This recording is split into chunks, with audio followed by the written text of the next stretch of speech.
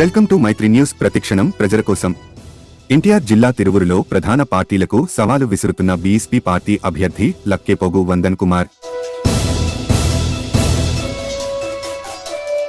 తిరువురు నియోజకవర్గం పార్టీ అభ్యర్థి లక్కేపోగు వందన్ కుమార్ ఆధ్వర్యంలో ఎన్నికల ప్రచారంలో భాగంగా తిరువురు పట్టణంలో రోడ్డు షో కార్యక్రమం నిర్వహిస్తున్నారు.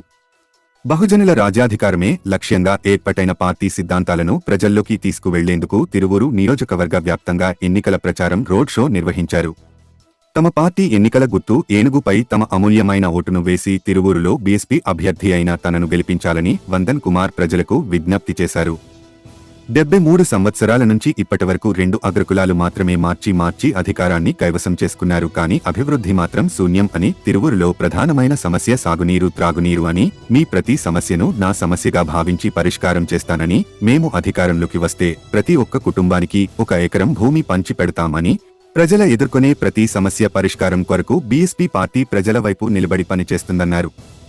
ఈ కార్యక్రమంలో జిల్లా పార్టీ అధ్యక్షులు గంగవరపు దేవ, యేసుపాదం, ప్రత్తిపాటి మల్లయ్య, పార్టీ నాయకులు, మహిళలు, కార్యకర్తలు, అభిమానులు అధిక సంఖ్యలో పాల్గొన్నారు.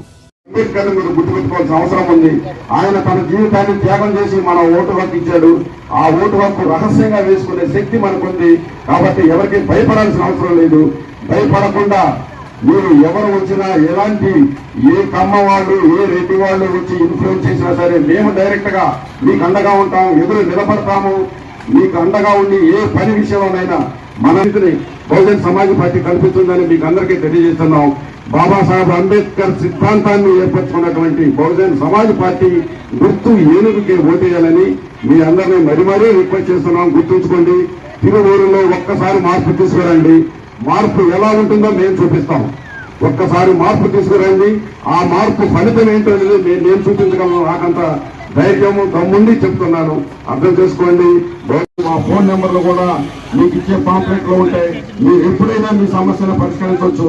అయితే ముందుగా మనల్ని గెలిపించి బహుజన్ సమాజ్ పార్టీని గెలిపించి ఈ నియోజకవర్గంలో, ఈ రాష్ట్రంలో మార్పు తేవాలని మిమ్మల్ని అందరినీ కోరుకుంటున్నాం.